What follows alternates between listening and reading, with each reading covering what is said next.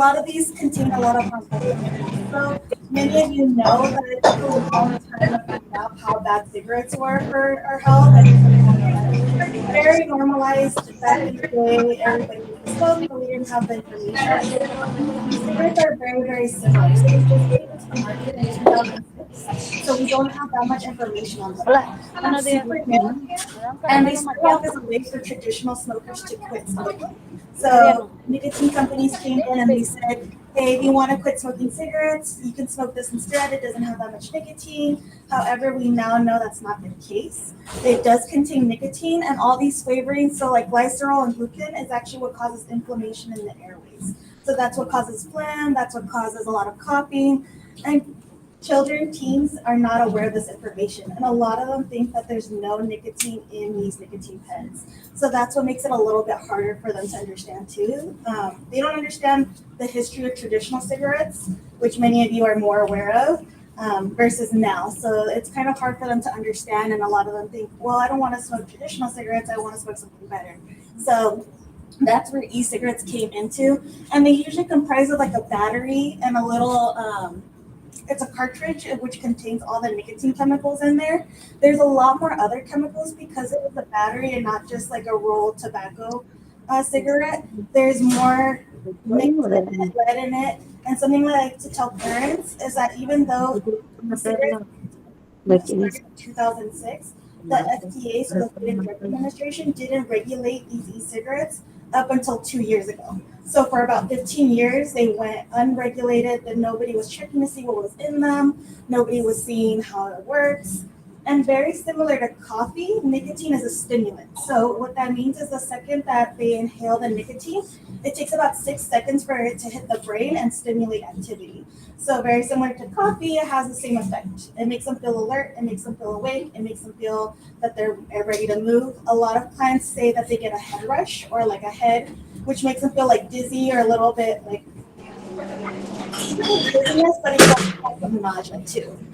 So they get really, really high in their head, but they don't have the same effect as marijuana or cannabis. So it doesn't make them feel the same effects. They can still go about their day normally. They don't feel as sluggish. Nicotine helps them keep going, helps them be. So that's the difference in like maybe THC and what you can probably look for in your child. So really quickly, so the most common type of vapes that we see are typically the ones here in the middle. Parents, traditional parents. So if we know that a carton of cigarettes has 20 cigarettes, how many do you guys think is in one e-cigarette? I like to ask parents and I ask my students too. Any idea? No, any guesses? No? So Like 10 cigarettes? it's actually about 50. So there's about 2.5 packs in one nicotine e-cigarette. So that's a lot of cigarettes, and that's what marketing and big tobacco companies are aiming for. They don't want to show you how much they're actually smoking. So these, they're called puff bars. So if you ever hear the term puff, bloom, I'm trying to think, Elf is a new one. Before it used to be Juul. Juul was the biggest company. Juul is no longer sold.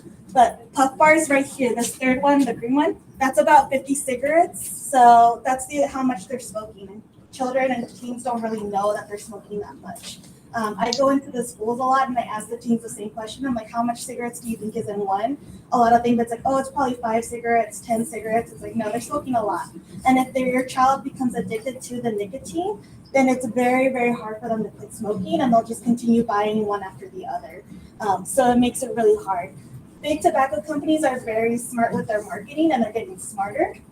So now they're no longer saying like 5% nicotine on the packages. They say maybe 6,000 puffs, 5,000 puffs, 10,000 puffs. So they're getting smarter because it helps teens not really realize or question how much nicotine is in there. They don't understand how much traditional cigarettes are in an e-cigarette. So kind of parents what to look for and kind of what's going on. So your child's brain is still developing up until age 25. So that's actually how old I am. So I always tell parents and teens that's like there's a big difference from your age to versus now, and it has affected my generation very big. So we know that the brain is still developing. If your child is dependent or addicted to nicotine, things that we've seen with our clients that are addicted, They are more anxious, they're easily agitated. In schools, they want to run out to the bathroom every couple of minutes because they want to take a hit of their nicotine vape. They get dehydrated easily. If their appetite could be all, either they'll crave. Typically with nicotine, they crave less. They don't want to eat as much because the nicotine suppresses their appetite. And they're easily irritated as well. So they get a little bit more fidgety. I've seen clients, I had a 15-year-old client who was addicted to vaping and they lost their vape and then they found one on the floor covered in dirt. They wanted to smoke it, so they picked it up and they smoked it. So it's getting really bad. And again, because the Food and Drug Administration didn't start regulating these cigarettes until 2021, we still don't have enough information and research on how bad they're going to be. Similar to traditional cigarettes, it took up to the 80s or 90s for people to realize it causes cancer, it causes popcorn lungs, it causes all these bad things. They got more strict. Even on the packaging of traditional cigarettes, they put pictures of the lungs, what happens. They do say that it causes cancer. E-cigarettes, they don't have any of those warning labels. They don't have that information because it's going to take about another 5 to 10 years to get all this information. So they're probably doing a lot of research right now with our students and a lot of my generation as well to figure out what's going to happen in the next 5 to 10 years if someone continues smoking. Things that we have seen though, with the vapes, depending on how much they're using, it's similar to your iPhone. When you use your phone and it gets really hot because you're on it all day, same thing happens with the e-cigarette. If they're smoking consistently, they're not letting the battery cool down and the battery can actually burst. So it can explode in their pockets, it can explode on the bus. We've had that too. In the sun, if they leave it out, it can overheat. We also realized too that it causes a lot of kids to cough up blood. So they will cough up blood if they're continually using because the nicotine is hurting their throats. So we are seeing some small effects, but we don't have enough research on it as well. We are making strides in a good way. California just last year passed a law that flavored e-cigarettes are banned. They can no longer be sold in liquor stores. They're no longer allowed to be sold. However, we know when there's a will, there's a way. So I heard a lot of small business, we understand that it hurt a lot of the community members that own these liquor stores. That's a lot of the money that they were selling because each e-cigarette is about $20 to $25. So if you give your child money and you give them an allowance, they can buy one for $25 and then continue using it for about a week or so until they need the next one. So we have heard of incidents of where liquor stores are selling black market e-cigarettes. So they are now selling under the counter. They're selling different flavors. They still sell it to minors. Some of them do not ID often because they need their money back. So we understand. A lot of these black market e-cigarettes too, again, they're still unregulated. So it's small little things that they're doing. Sometimes the package is a dark color and then the e-cigarette themselves is a lighter color. Or maybe there's a 5% on the packaging, but on the e-cigarette, there's no 5%. Small things like that children don't really pay attention to. That's what we're seeing a lot happen. So we are seeing that they're selling them underground. They're selling it from different companies. So it is a lot harder to kind of track and see how much they're actually using. So as much as we want to make progress, a lot of it starts at home too, on educating our teens on what to look for and also how to help them. Because I do want to say nicotine is still an addictive chemical. Just like maybe you know somebody that you grew up with, maybe your parents or grandparents or tios or tias that smoke traditional cigarettes, it's really hard to stop. And unfortunately with teenagers, we don't have enough research to provide them with certain resources. So if you or you know someone that was addicted to nicotine, you can buy the nicotine gum. There's nicotine patches that help with the withdrawal symptoms. Teenagers, we don't have that yet. Doctors are unable to prescribe nicotine gum. They're unable to prescribe nicotine patches. So we have to find other ways to kind of get a little creative to help curb their smoking.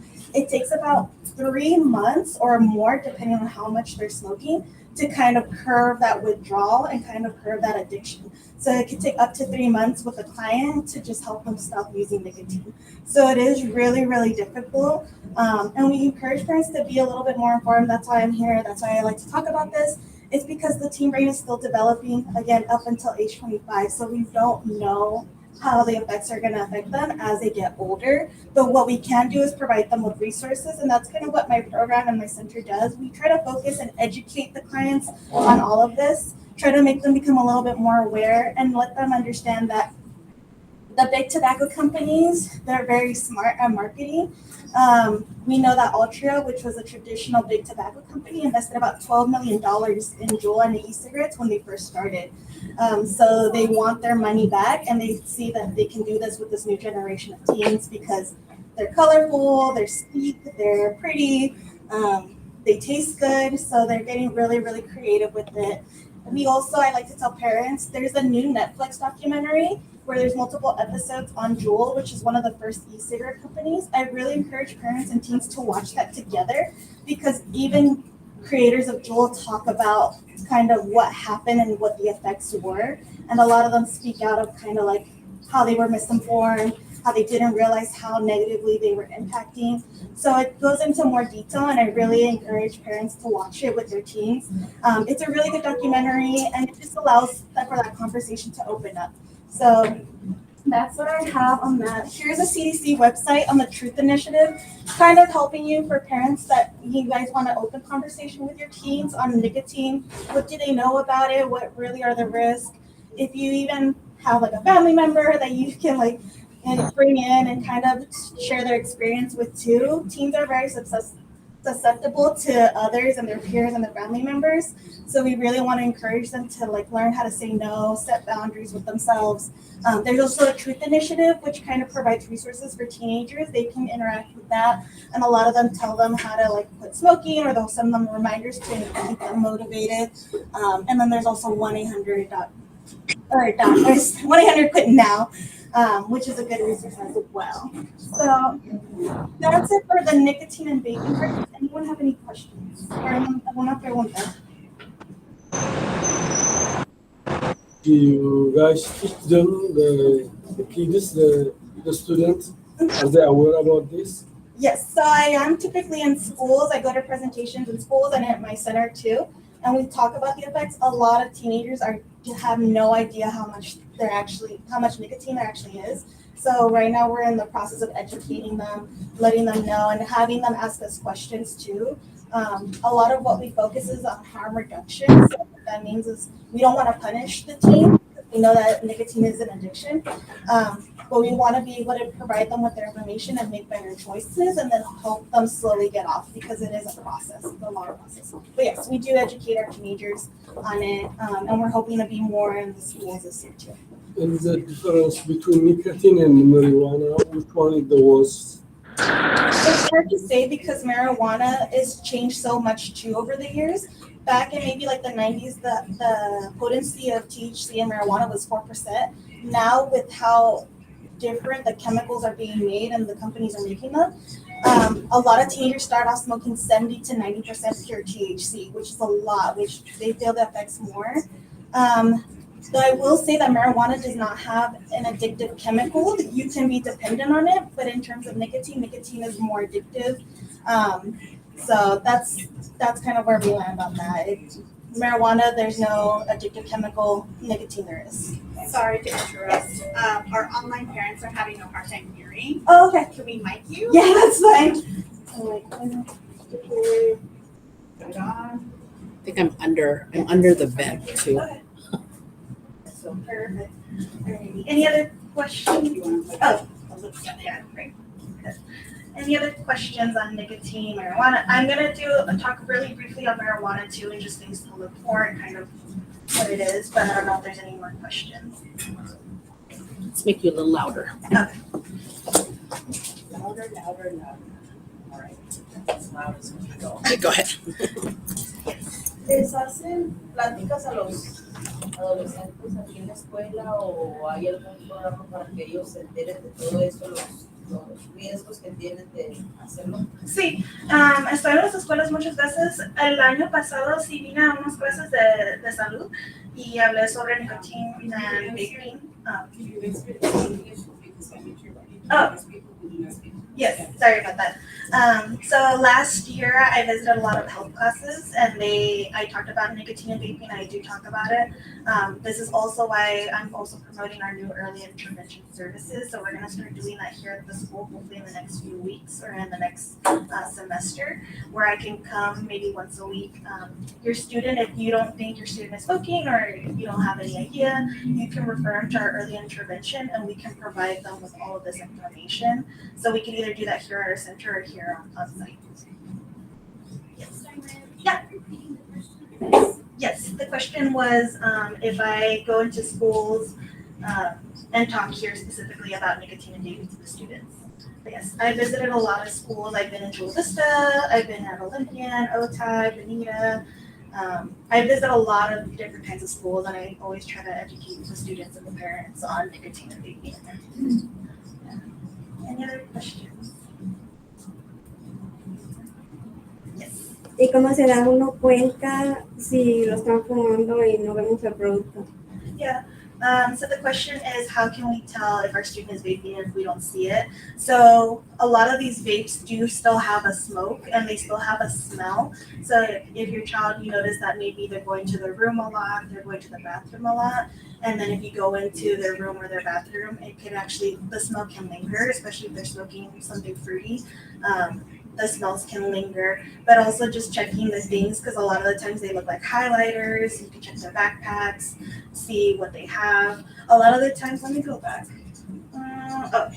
So this one right here is typically what we see as a wax pen, a marijuana pen. So this is pure THC versus more of the jewels, which come in like just the slick packaging. So it doesn't really show the nicotine right there, but they are making different kinds of products. So you can try to keep an eye out, kind of look through their school stuff and see what they're using. They hide it very well. I've seen clients hide it in their bras, they hide it in their straps, they put it in their socks. So they're very, very good at hiding things. So yeah, there's different ways to kind of look for it. Oh, I also like to mention, this is something I forgot. So when a student or somebody is smoking e-cigarettes and they're inhaling all of the different kinds of chemicals inside their body, they're not just hurting themselves, but the exhale produces an aerosol. So an aerosol, if you have Febreze at home and you know how like the smell can linger onto the carpet or onto couches, furniture, same exact concept with e-cigarettes. So if your child exhales all of the nicotine, it will stay into the furniture, it will stay into their clothes. If you have smaller children or pets, even yourselves, and you go ahead and you're hugging them, or if you're laying down on the couch, or if the baby's in there, they can also inhale that secondhand nicotine smoke or that leftover chemicals. So it's not just affecting themselves, it's affecting those around them. And a lot of teens don't realize how the smell and the chemicals linger. But again, this is something that it's still, all of this is early research as well, so we won't get more information until for the next few years. So we're hoping to get more soon. Any other questions? Any questions in the chat? I don't think so. Not yet. Not yet. I will move briefly through the marijuana because I know I spent a lot of time smoking or talking about nicotine and smoking, excuse me. So marijuana, we know that's the number one substance right now for teenagers. It is legal in California, but only if you are 18 with a prescription from a doctor or 21 to use recreational. Recreational means anyone can go ahead and buy it, use it for fun. But it does come in a lot of different forms as well. It can come in those vapes that I've showed you before. It can come in edibles, which could be cookies, cereal bars, brownies. There's a lot of things so they can eat the THC. I'm trying to think of other ways. It now comes in more in a liquid form. So a lot of these clients and teens, when they start to use marijuana, they're using to self-medicate. So we understand that COVID was a big hit for our teenagers. We understand that there's a lot of pressure in school. There might be other family pressures as well. So a lot of these teens are using to self-medicate. So they're trying to soothe their anxiety, their depression, things that they may not be talking about.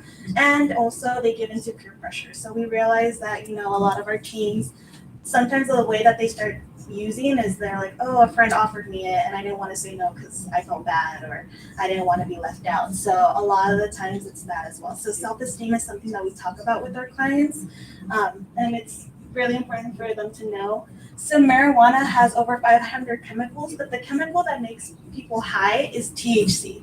So I'm not sure if any of you have heard CBD or CBD products. So they often sell CBD in any stores. It can be in lotions and oils. CBD is the thing that relaxes you, kind of helps soothe your muscles. A lot of people use it. Versus THC is the property that makes you high.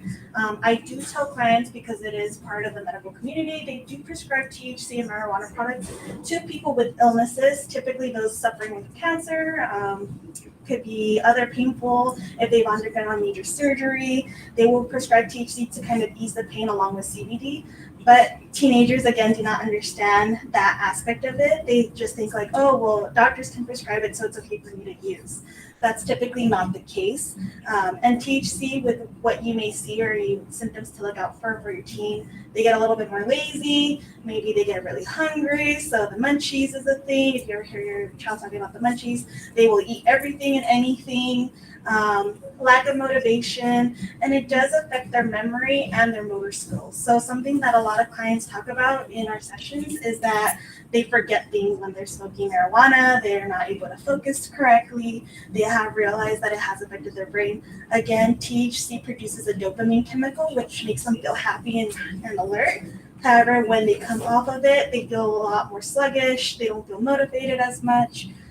So something that we try to educate them on as well. So as I mentioned, marijuana, there is no marijuana addiction, but there is a marijuana dependency. The difference is that nicotine produces an addictive chemical in the brain versus marijuana, where that chemical kind of slowly fades away. However, what that looks like is that a lot of these teenagers then smoke marijuana to help them sleep. They smoke marijuana to help them eat. So then they develop these unhealthy habits within themselves. So now, if your child is staying up till like 3 or 4 or 5 a.m. and they can't sleep, it's probably because they're coming off marijuana and they've become so dependent on it to help them get them to sleep. So 1 in 6 people who start using before the age of 18. Oh, we just have a question on the chat. I don't know. Are you taking questions? I can take a question, yeah. Okay. Can schools make a random test for students like they do in some workplace? I don't know about here in the schools, but at our center, if parents are interested in having their child tested, they can come into our services for $25, so we only take cash, and we can do a whole panel of drug testing. So it includes marijuana, it includes alcohol, actually, cocaine, benzodiazepines, and then we have an instant nicotine test as well. So we can find out if they're using nicotine within the first 5 minutes of having their test. So I'm not sure here about the schools. That's maybe a different one, but at our center, we do provide that. If your child does enroll into our treatment services when we start the satellite here, we can go ahead and test them too. And just for the record, we cannot do random testing here. We just encourage you to take your own student to get tested. So that would be a location where you can have them tested. Yeah, we have a lot of parents that just walk in and they want to have the test, or they even want to just test for nicotine. We could do it right then and there, and we'll get the nicotine really fast. The rest of our drug testing takes about a week. So then we have a pretty good turnaround, so it just depends. So if you want answers, or you want to know if your child is using, we can go ahead and do that. But as I was saying, so 1 in 6 people who start using before the age of 18 become very dependent on marijuana. Again, a lot of it is to self-medicate. A lot of the times their children don't want to feel what they feel. It's a common phrase that we have at our center, which clients themselves say. They're like, I don't want to feel what I'm feeling, so I'd rather just smoke and kind of get rid of that. So we do encourage parents to have talks with their children on mental health, kind of just check in to see how they're doing, and actually just ask them questions and become a little bit more involved. So as I mentioned before, marijuana and THC is legal in California, but it's legal in the federal state. So that means if a child goes to Arizona or even Tijuana, because we know we have a lot of family in Tijuana, they can be arrested for crossing. So we have seen a lot of teens get arrested for crossing because they didn't know that marijuana could be trafficked or crossed over the border. So it was something that we still like to tell parents about. Be mindful. A lot of the times, even if teens say, oh, I'm not bringing anything or I'm not using anything, just give them the information of, like, hey, we can get into really big trouble if you're caught with something. And teens typically are kind of like, okay, like I won't bring anything. So it is still a drug. It's still a substance, a mind-altering substance, and typically there's something more underlying with the teen that they're not really discussing. So that's kind of what we help them realize at our center too. We provide them with resources, ways to help them quit smoking, and just have them to talk to somebody, because I think a lot of the times teens get scared that they're going to get in trouble. At our center, we don't have a punitive kind of stance on drugs and substances. We want to help the teen, we want to help them provide their resources, and we want to help them provide them with life skills, because this just doesn't end here. I always like to say, I'm like, it's in all the schools, it's in all the parks, it's everywhere, substances. As they get older, they're only going to get exposed to bigger things. So we want to be able to help provide them with those life skills of saying no, setting boundaries, how to avoid dangerous situations, and just provide them with tools to become an adult and be able to navigate these situations a lot more safely. So that's all I have on marijuana. There's some tips here as well for teens and for parents if you guys want to take a picture of it. I know SAMHSA, so SAMHSA, has a really good wide variety of resources for parents on marijuana and substance use. And that's all I have. Is there any more questions on our services, nicotine, marijuana? Does anybody want some flyers just in case questions come up for you later? We have them in English and Spanish. So if maybe you want to take your student to be tested, you have some resources to contact them. If you want to raise your hand, in Spanish. In Spanish is a roll. For Spanish, if you want to raise your hand. Anybody in English? Español, ok, está bien. Ahorita viene el de español. Ay, sí. She gave it for me.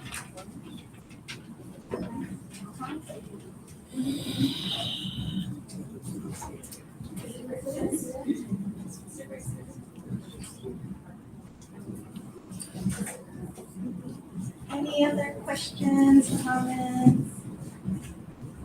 We also provide, I always like to mention this, we can also provide presentations on opioids. I know fentanyl is a big thing as well in the community, so I do provide presentations on different kinds of substances, on alcohol, on fentanyl, or if there's any kinds of more information that you parents think is helpful or would want more on, I could always come up with something and come back and present. So I'm always trying to be as available. You can always give us a call too.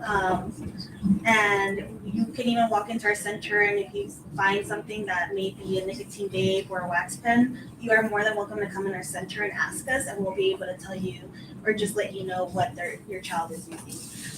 And then we also at our center, once we have, if you bring in your child for an intake, we like to do a little parent assessment as well and kind of talk with parents and kind of talk about parents, things that you've noticed at home with your child, behaviors that you may be worried about or concerned.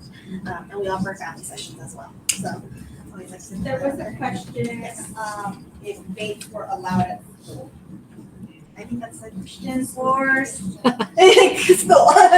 No, Yeah. not at all, no. Yeah, and vapes, in order to buy a vape Not allowed. as well, even in liquor stores, so even though they don't sell the flavored ones on display, we have heard of instances. I think Chula Vista Police just conducted a raid on one of the liquor stores on Broadway where they found a whole stash of flavored nicotine. But in order to buy the vape, you need to be 21 and up. So something to just be mindful of. They are not allowed to sell on minors. So if you suspect that a liquor store may be selling them, it's always best to contact police. Maya, do you present on fentanyl? Because I understand a lot of parents also want to learn more about. Yes. Yeah, I have the presentation ready for fentanyl whenever if you want to. I can always come back. Yeah. Sounds good. Yeah. Thank Yes. you. Yes, of course. Any other questions? Nope, there was a parent that made a comment, not a question. She just says it would be a good idea to make surprise rounds during breaks in places where it is known that students smoke or vape. Yeah, it's always good To to. make sure to take that to. Any other questions? Did you have- ¿Cómo hacen aquí en la escuela para los niños van a meterlo a escondidas, o sea, cómo se dan cuenta, cómo pueden evitar eso, o sea, que hacen así como operativo para los niños revisar sus mochilas, sus bolsas, pero no se puede hacer nada de eso aquí en la escuela. I think that's the question. Would you want to translate the question? Yeah, can you translate the question? Yes, so the question was, how do staff and administration conduct, or are they allowed to do checks on students? Because we know that students hide babes, they hide things from us. Do schools search them? Is there a protocol that you have? They don't do random searches on students. What has happened is they may catch students like in the restroom during breaks. Our campus security will walk in on students vaping, or they might see the vapors, and so they'll search those students. So they'll search if there is a reason to, but they don't do random searches on students. That's something we don't do. But I think in addition to having another talk with fentanyl, we might invite our admin maybe at some point to kind of share what that looks like and what they're seeing, and how what that part is when students get caught, or how do they get caught, and what that's looking like, because I think that's important for you all to know that it is something that's happening at our schools. I mean, even for me, sometimes it's a little surprising how much it's happening. And I think the important part of what we've heard here today is you as a parent, you are empowered to ask your students those critical questions. Look at their backpack. If you suspect, we have this wonderful resource, which is right down the street.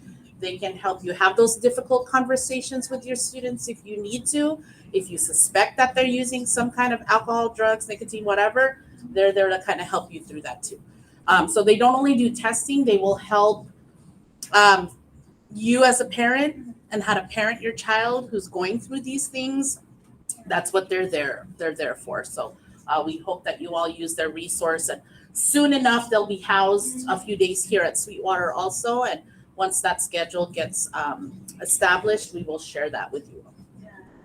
We also like to say, it's, as a counselor at the center, it takes, just like teachers and parents, it takes a lot of us working together and collaborating to help the student feel supported. Because although they're making some difficult choices, they're not bad kids, they're your kids. They're all really good, and they all have the potential to overcome a lot of things. That's what we focus on at our center, is how to get themselves empowered as well, and how can they really utilize their own strengths. But that comes along as like with teachers, collaborating, our parents. We want to make sure we're providing the child with a supportive environment.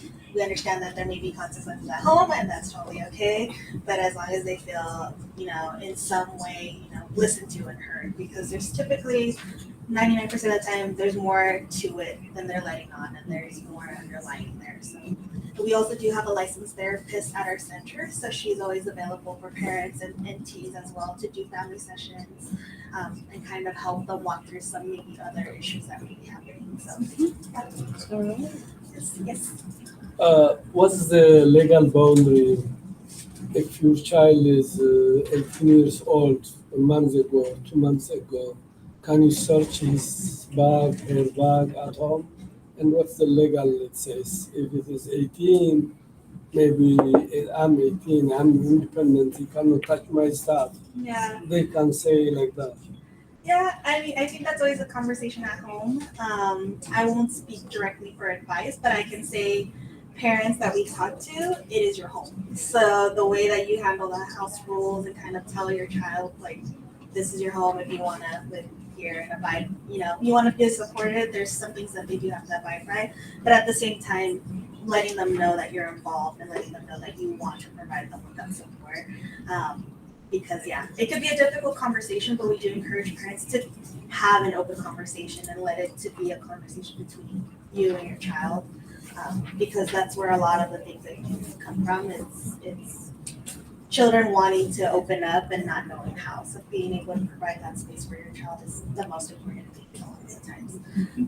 But I know parents have taken different approaches to it. So it all just varies. I can't speak for your parenting style or someone else's parenting style. All right. Well, thank you, Maya. Thank you for being here.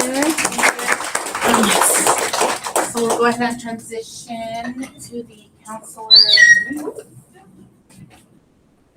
update. Let's go. Yeah.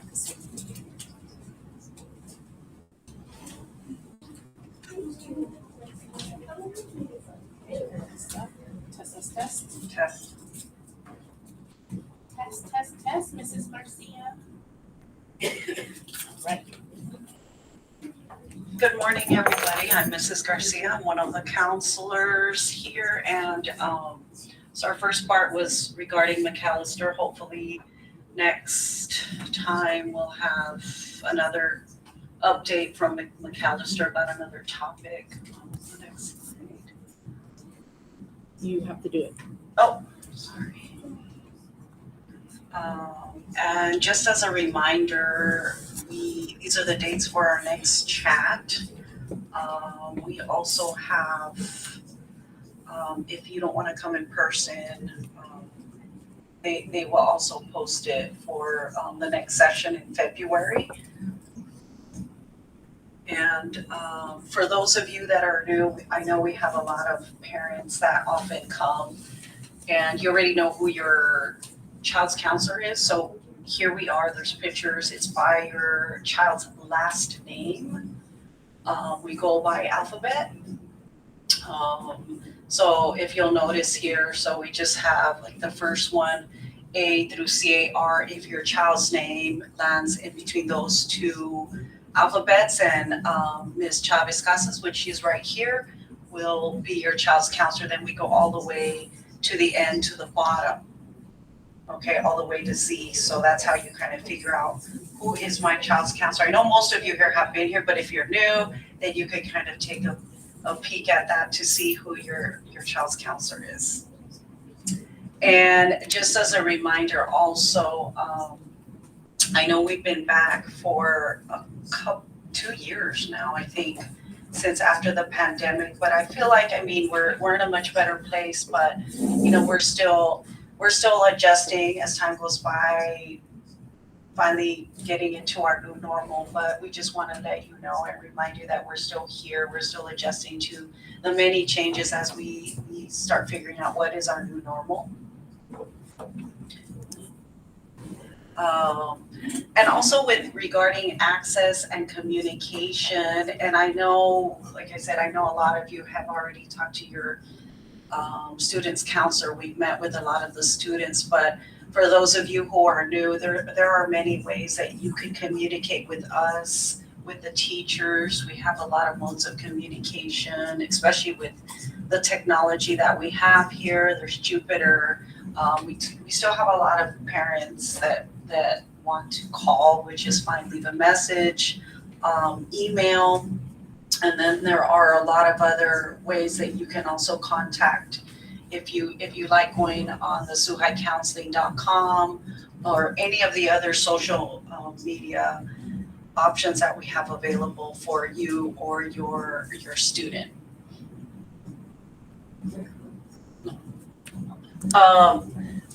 Also, as a reminder, we do meet with your student at least once a year regarding credits, especially during a presentation or before when we do pre-registration. So we talk to them about their credits. We also mention to them about how they're doing. Are they on track for graduation? College requirements, things like that, and it kind of leads into our next. So what we're doing right now, we are actually meeting with our 11th graders about their post-secondary options, and we're doing exploration. So we're doing that this whole week. So if you have an 11th grader, you can ask them, did the counselor come into your classroom? Because we're doing a whole presentation on that. That is this week. We are also this week with our 10th graders on Friday. We're going to go into there, give them some information regarding career exploration if you have a 10th grader. We also have a parent meeting coming up after Thanksgiving for the 10th graders, 10th grade parents. Okay, and we have a flyer. Some of you might already have the flyer. So before you leave, the flyer is pink. So we have that available on the table. We have a couple other flyers. We're going to let you know what the flyers are about, but the one about the 10th grade career exploration. The parent meeting, it's a pink one on the table. So those of you with 10th graders, we're welcoming you, inviting you. Ninth grade, we are also going to work with our ninth graders. So if you have a ninth grader after Thanksgiving, so we're gonna also have those meetings with our ninth graders, those classroom presentations for ninth graders that we're gonna be doing with them in their classroom. So we're gonna meet with them about that so they can start planning for their high school. What are they gonna do in high school? So they can start picking classes, things like that. So that's coming up really soon. If you have a senior, we already met with our seniors. But with the seniors, you also have to be aware that's an ongoing thing with seniors because they're getting ready to graduate. So we continuously see our seniors as we need to see them, or they come and see us as time goes by, because we do want them to graduate. And that's something that we continue to do with our students. And we always remind our students to be proactive about coming to see us.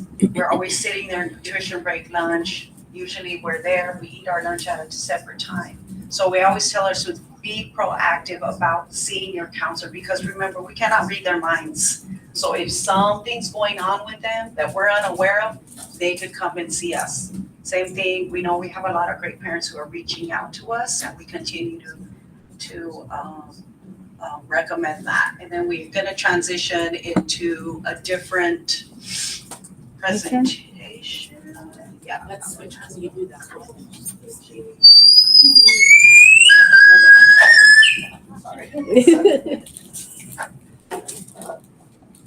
Okay, so we're just gonna, perfect. Okay. So I'm Ms. Lansing. I'm one of the other counselors here at Sweetwater. So I'm gonna kind of piggyback a little bit on what Mrs. Garcia said about academics.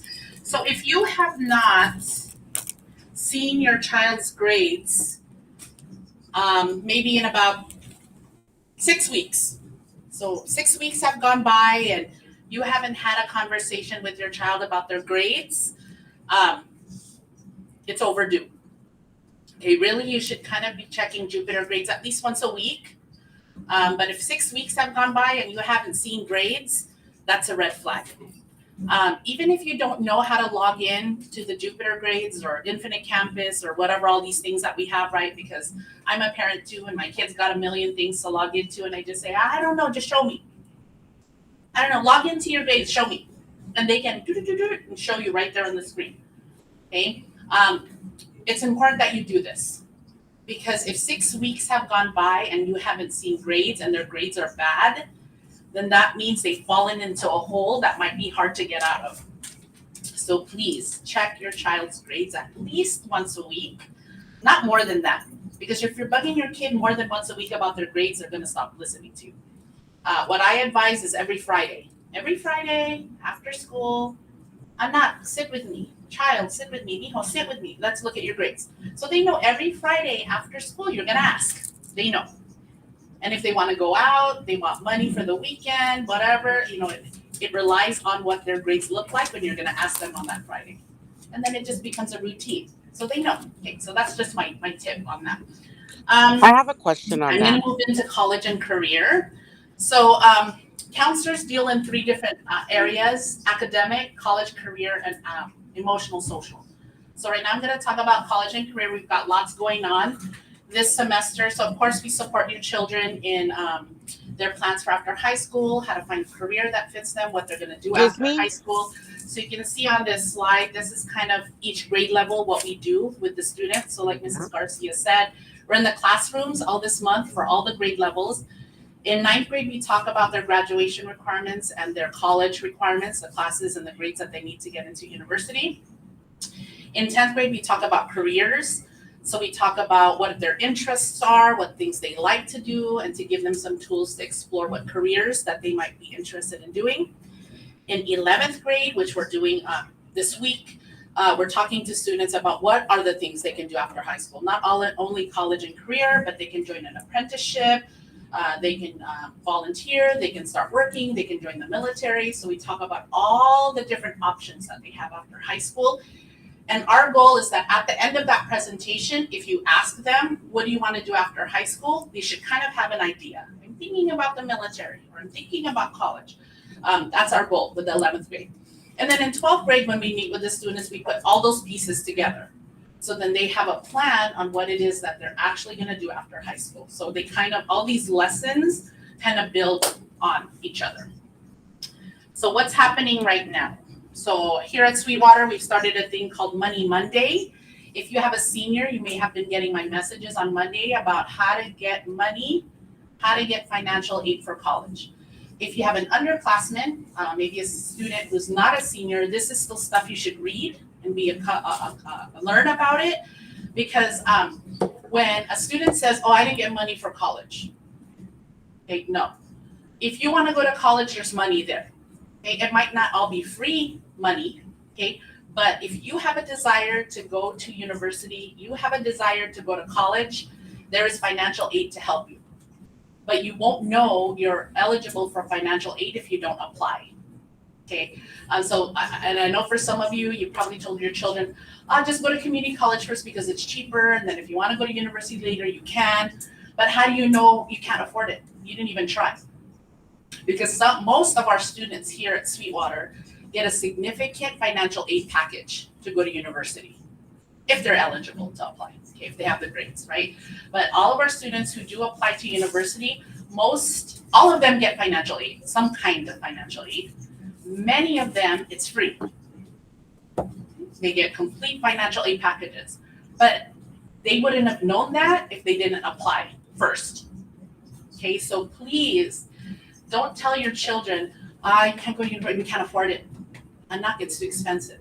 Mijo, it's too expensive, we can't afford that. You don't know you can't afford it. You didn't even apply yet, how do you know? And I tell students, okay, look, we apply and then it comes back and it's all loans that you get. Okay, fine, it is too expensive. Let's go to plan B.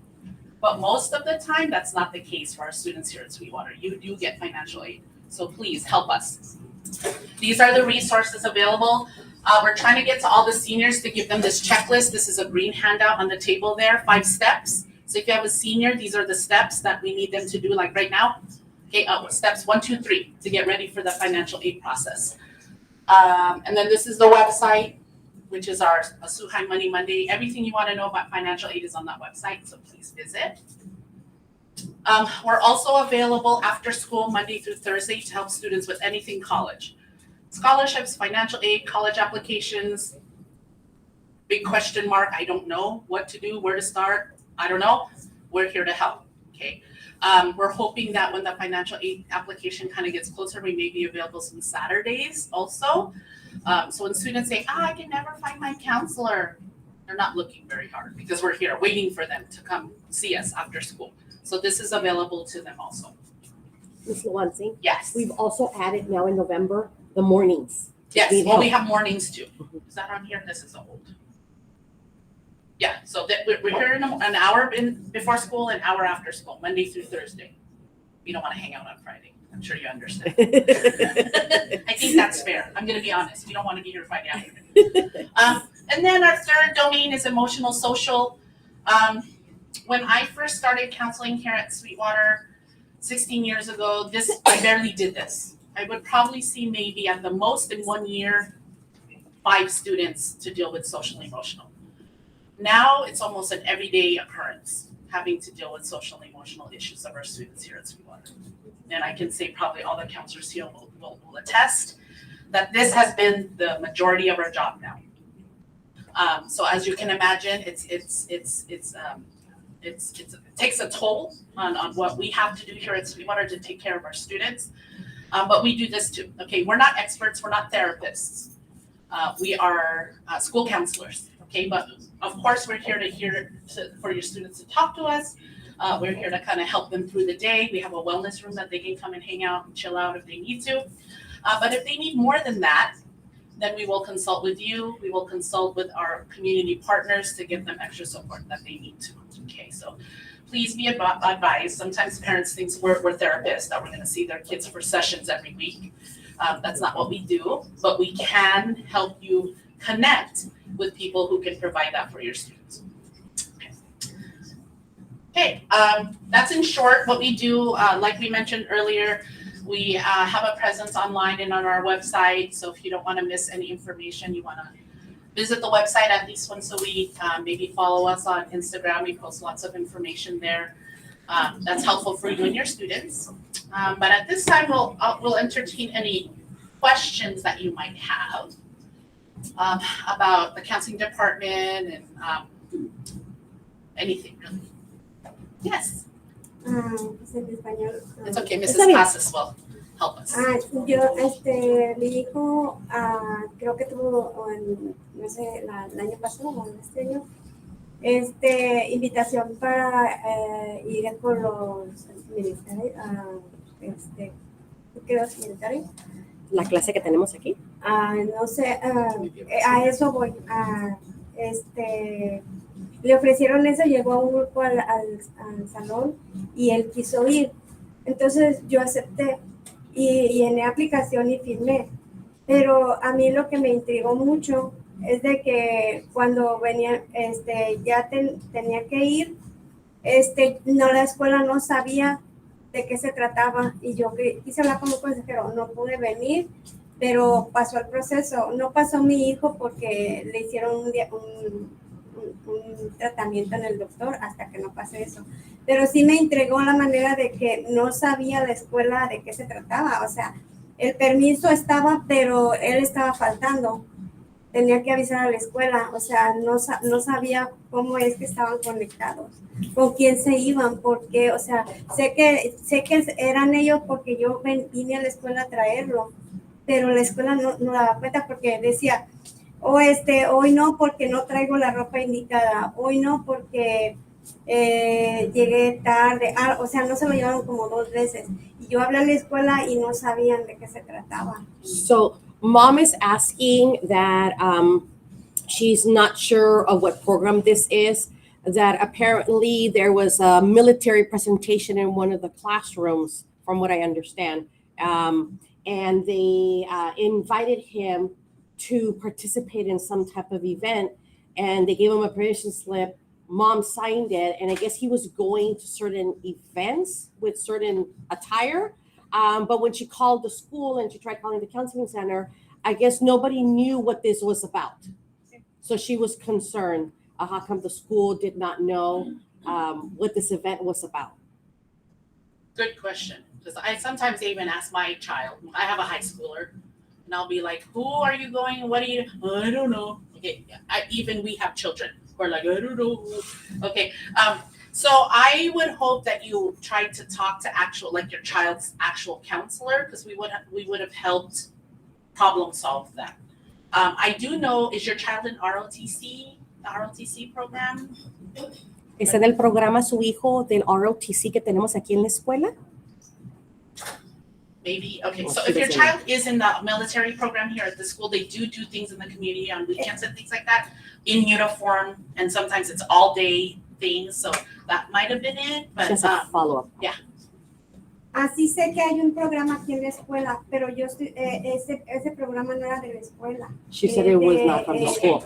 O sea, no entiendo eso, porque yo vine a una junta a donde los invitaban a los de aquí de la escuela, pero a él se lo llevaron a un hotel de aquí. Ellos vinieron a la escuela, o sea, era un grupo. Yo fui al hotel a dejarlo ahí. She says Eso that no they came and entiendo. picked them up here and they took them to a hotel. Y pasaron por Okay. él aquí a las 7 de la mañana. Maybe we can follow Okay, up with yeah, that. so let's follow up after the meeting. We'll talk to you individually and kind of Yes. figure out what's going on with that, because that seems Sí. like a unique circumstance. Over Yes. Okay, let's go to the chat. Okay, so Señora. the question is, if my daughter has ADHD, do you have support? Yes. So any student who has a medical diagnosis, mental or physical, that hinders their ability to function here at school, we do have supports for that. So I would encourage you to reach out to your child's counselor so we can tell you what those options are. Yeah, of course, yes, we do. And then we had a Over question, here. yes. My daughter is a senior, and I wanted to know if she applies for university or for a college, that she has like a fee for applying. And how do I know if you qualify for a free waiver or? Perfect question. So when you apply to community college, there is no fee to apply. It's free. So community college applications are free. When you apply to four-year universities, there is a fee per application. In the California State University, CSU, and the UC, University of California systems, the fee waiver process is built into the application. So it's one of the questions. So they ask you about household income, how many people live in your home, and they use that information to see if you qualify for the fee waiver. So it's built into the application. Now, if your child does private schools through the Common App, the counselors get a question to ask if your child is a candidate for a fee waiver, if they receive free and reduced lunch, blah, blah, blah. And we always just we just check it because we want to help your kids out. So we just check it. And usually the applications are like $70-ish a piece. Yes. And then if you're having some difficulty with it and you need some help, reach out to us because we have resources that can help. We've got some tips and tricks. If you don't get the fee waiver on the screen, we've got some other things we can kind of try to get you that fee waiver if you really need it. Yeah, let me think. I always check my daughter's grades and it's missing assignments, assess. And she always says, oh, my teacher didn't check my homework and I'm just waiting for that. And I told her, but you have 4 missing assignments. Why? Yeah. And I know if it's missing, you have a lower grade. So I told her, why you have this? And Yes. she's like, my teacher didn't check it, my homework. If I had a quarter for every time a parent told me exactly what you said, I wouldn't be working here anymore. I hear that, we hear that all the time. Oh, my child said the teacher didn't grade it or the teacher lost it or whatever. No. Okay, don't believe them. Okay. I would email the teacher. So if you're in Jupiter Beach, you can message the teacher directly. If you're having problems communicating with the teacher, again, let us know and we'll be kind of your in-between. I tell students, okay, go and talk to your teacher because obviously something went wrong. If it's really a mistake, go talk to your teacher. If that didn't work, then come to me and then I'll figure it out for you. That's usually what we say. I just want to add to that because I've been getting a lot of that lately too. Usually if it's marked as missing, it's because the student turned it in late. So maybe they did do it and maybe the teacher just hasn't graded it yet. Because they turned it in late, the teacher may take a while, right? Because it was a late assignment. I encourage parents to say, okay, well, you say you have no homework. I still want you to sit there for 20 minutes and study that subject because you did your assignment late. And so encouraging the kids that just saying like, oh, I already did it, and then like, okay, well then I guess you can go ahead and map about your day and we'll continue to make them say, oh, I already did it. But if you still enforce the fact that they have to still sit there and review their materials or rewrite their notes or study the textbooks or watch some YouTube videos on the subject, that will kind of not only help them when the exams come, but it's gonna start to develop that habit of having that time to do the work so that it's not late again in the future. Yes. To piggyback on what Ms. Vallejo mentioned, I always advise students and parents, like every day there should be a specific time where the child sits somewhere in the house, whether it's a kitchen table or the desk in their bedroom or whatever, and it's study time. Okay? Every day, same time. Okay. And now I don't have homework. No, you're gonna sit there, check your email because students you get a ton of emails from us here at the school. Imagine what the students get. They need to go through their email, clean it out, mark what's important. They need to scroll through their Google Classroom because every single class has a Google Classroom that lists assignments and stuff. And that's where you can help because you can sit next to them while they're scrolling through their Google Classroom and you can ask them, did you do that? Show me on your Jupiter grades that there's a grade for that. So sometimes parents are like, well, I don't know how to check. Google Classroom is a great place to sit with your child and they can scroll through the assignments and you can check with them. They can review their calendar. It's just, even if they don't have homework, they can spend that time every day, whether it's 5 o'clock, 7:30, whatever, to kind of review what happened the day, go through their email, go through their Google Classroom, and just make sure they're like on track. They reviewed the day, they're not missing anything, and make it a habit. But at the same time, your home needs to support that so that the TV's not going, the phone's not ringing, little brother and sister aren't running around screaming. We need to create an environment in your home where it's study time, especially if you have other kids, like little ones too, like everybody from 5 to 6 o'clock, everyone's reading, whatever, school stuff, right? And it's good to kind of create that habit in your home. We'll take one more question if we have any in the chat. Hi, I've been waiting. Okay, yeah, anybody here have a question? Okay, we'll take one more from online. Hello? see. Can you guys hear me? Miss Dela Cruz, did you have a question? Your hand is raised. Yeah, can you guys hear me?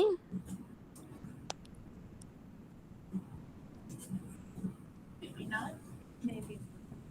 All right, well, thank you everyone for joining us today. If you have any specific questions, there are a few of us here that can entertain those questions. Please make sure you sign in if you haven't done so. Those of you online too, I think there's a link in the chat. Please sign in.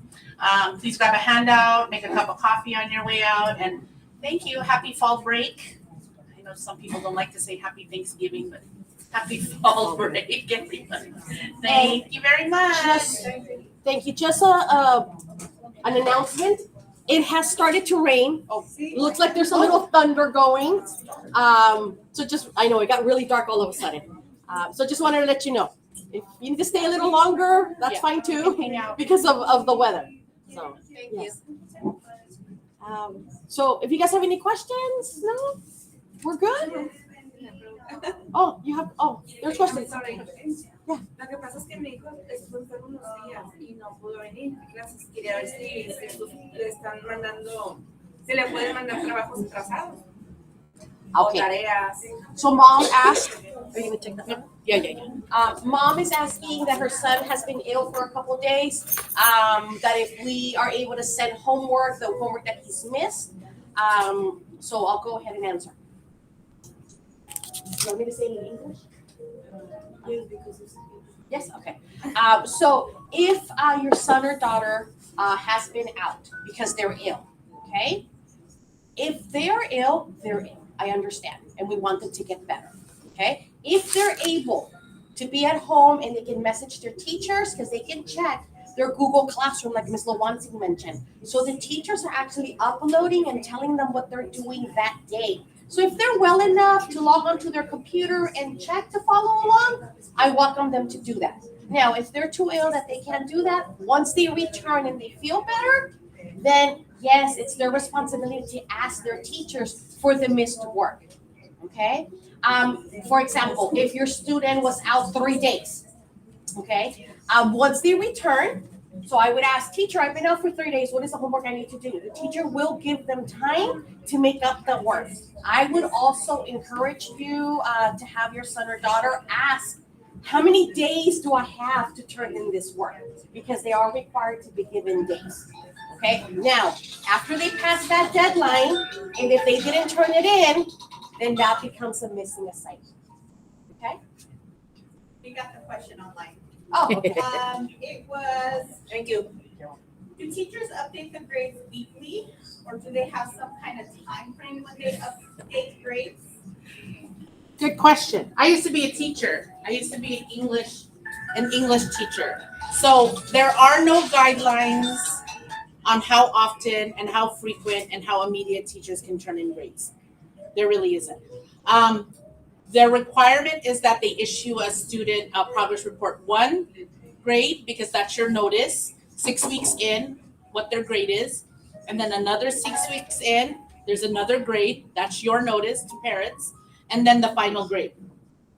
So really, they have to be updated 6 weeks in, 12 weeks in, and then the final grades. That's what the teachers are required to do. Anything in between there is up to their discretion. Any other questions? Mom. Yes, I do kind of have a question. I just don't know how to phrase it. that's but okay. There's some. We'll figure it out. I know, we'll figure it out. There's some programs like the STEM, like the I don't know what it's called. STEM? We have an engineering program, a medical program. or the music programs, or all of those. Yeah. If there was any way that we could see beforehand, because I know those are offered on certain days and certain times, and I'm pretty sure it's like always like that.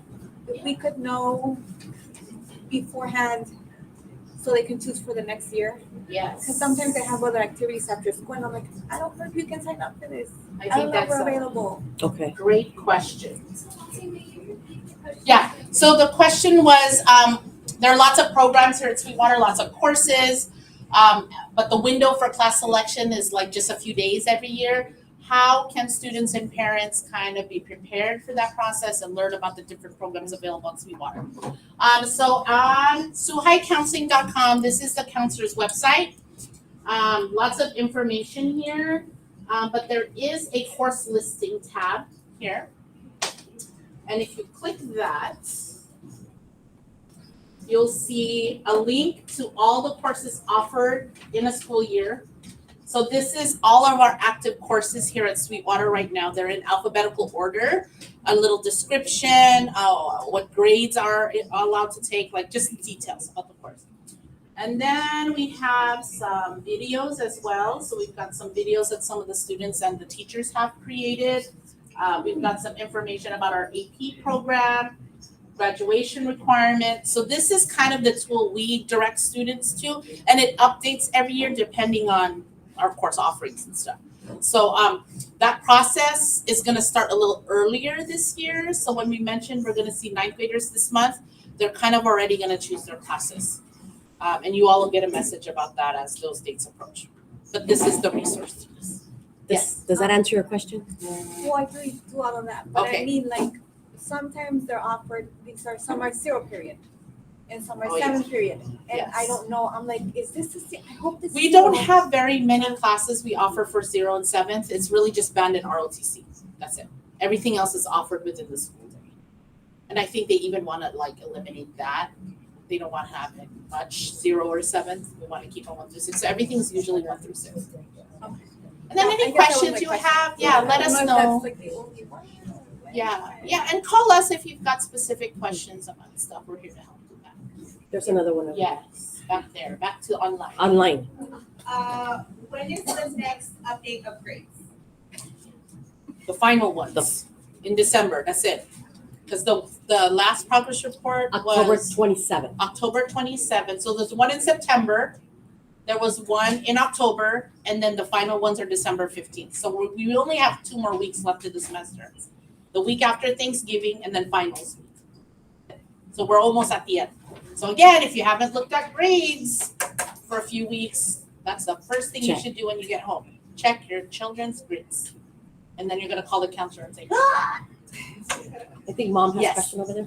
¿Cuál es el apoyo que le da o que le brindan a los alumnos que tienen una IEP para poder escoger sus materias? Porque a veces ellos no saben o si uno puede escoger por ellos las materias. Mom wants to know if, did you translate? What is the support that students with an IEP get to choose their classes, or if parents can choose classes for their kids? Yes. So students with IEPs go through the same process as general ed students do. So when we go into the classrooms, we go into those classrooms too. When we meet with students one-on-one, we meet with those students one-on-one. Also, what happens with the IEP students, they have that extra meeting where you meet with the parents, students, school psychologists, case carriers, teachers, and the counselor. That's the extra meeting that we have every year. And then we go over courses and credits also. So IEP students with individual educational plans get the same services as all the other students do here at the school. But in addition, they get a smaller meeting with their whole team of teachers, school psychologists, and counselors to kind of give them some more individual planning. If you need more than that, you're more than welcome to kind of make an appointment and we can meet with you also on a one-on-one basis. Mm-hmm. We're good?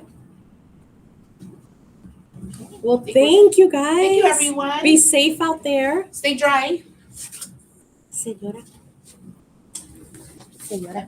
Señora. A ver, platíqueme más de lo que pasó con su estudiante. ¿Gusta entregar los audífonos y hablamos de su estudiante para que me platique un poquito más? Ah, sí.